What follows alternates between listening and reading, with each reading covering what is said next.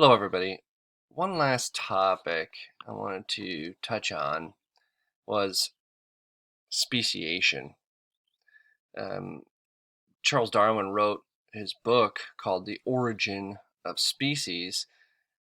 And if you think about it, that's really what evolution is all about. How does natural selection, so the other processes of evolution, create new species, new populations of organisms that are different than other populations of organisms? So I'm just going to touch on the ways that can happen. So it really comes about because of isolations, and there's different ways that populations can be isolated. But before we get into that, I just want to talk a little bit about what a species is.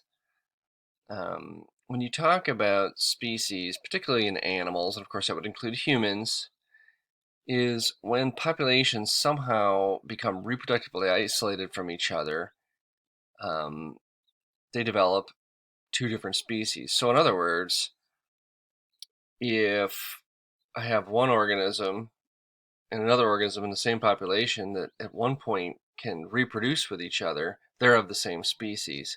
But at some point, things happen, and on down the line, the ancestors of those organisms can no longer reproduce a viable offspring. They're no longer the same species. They may look very different, they may act very similar, but if they don't reproduce, can't reproduce, and particularly can't produce a viable offspring, then they are different species at this point. So, reproductive isolation can happen in a few ways, and that's what I wanted to touch on today. It can happen from behavioral, geographic, and temporal isolation. So I want to touch on each of those.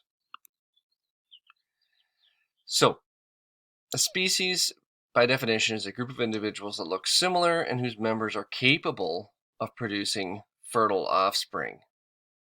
So, donkey and horse, right, can produce a mule, but because the mule is infertile, not capable of producing offspring, it's not a new species.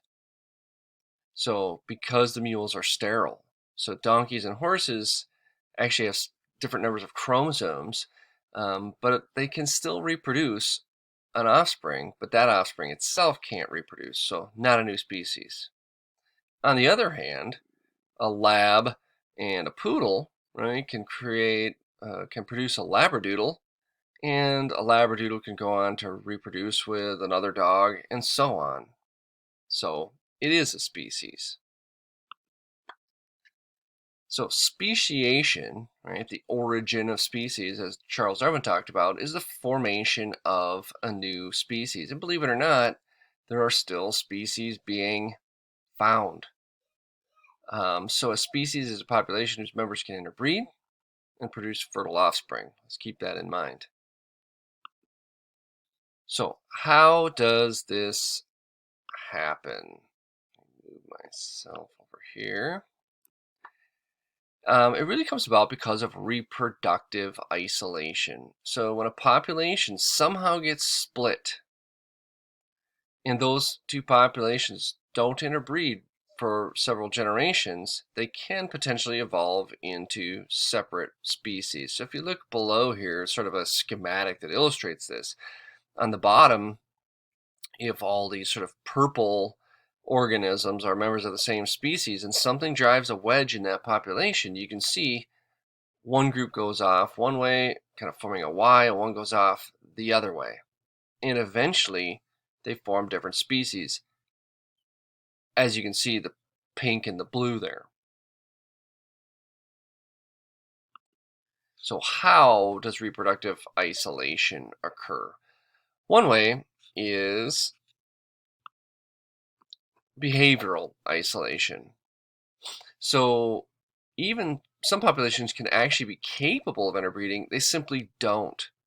So for instance, these birds here, right, have totally different courtship rituals And because of that, the females of each would not be interested in the males of the other, simply because that they wouldn't be interested in their courtship activities. So behavioral isolation is simply when organisms, because of the behaviors of separate populations, no longer reproduce. They can eventually get to the point where they simply can't reproduce. Probably the easiest one to understand is geographic isolation. We all know what geography is. And this is when two populations are separated by a river or a mountain or a body of water.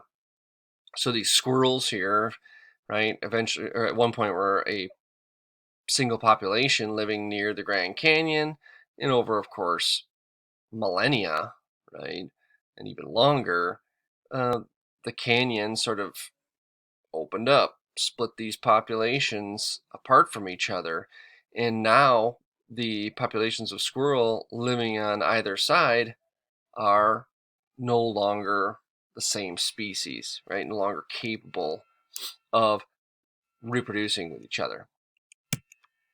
Finally, temporal isolation is when species reproduce at different times. So one of the easiest ones to understand are flowers, right? If a flower opens up, spreads its pollen, and another flower, like an orchid, right, is in the same area but doesn't have its flowers open yet, right, at the same time, then there's no way they can reproduce with each other. So time can create reproductive isolation. So again, reproductive isolation is the one of the other mechanisms of evolution, right? It's sort of a form of or a procedure to lead to new species. Okay, that's all for this unit and really for this year. I hope you have a great summer and hopefully things will get back to normal, and love to see you guys in the fall. Take care of yourselves and be safe.